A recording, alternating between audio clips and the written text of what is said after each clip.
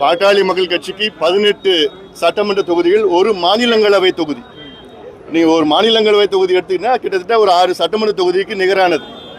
இன்னும் சொல்ல போனா கிட்டத்தட்ட 24 சட்டமன்ற தொகுதியில் போட்டியிடுகின்ற ஒரு கணக்கு தான். அதனால இது குறைவு அதிகம்லாம் இல்லை. இது கூட்டணியில எங்க நோக்கமே திமுக அகற்றணும்.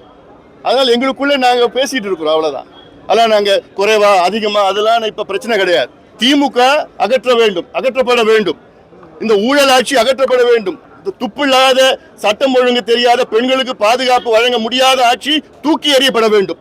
அந்த ஒரு காரணத்துக்காக தான் நாங்கள் ஒன்றாக சேர்ந்திருக்கின்றோம். எங்கள் கூட்டணி மெகா கூட்டணி.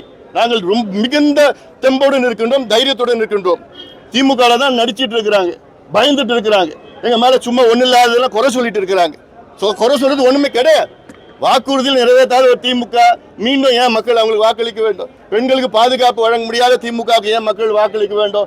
சட்டம் ஒழுங்கு சரியில்லை, ஊழல், எல்லாம் ஊழல், சமூக நீதியை குழி தோண்டி புடைத்த திமுகவுக்கு நிச்சயமா மக்கள் படத்தை போட்டுவார்.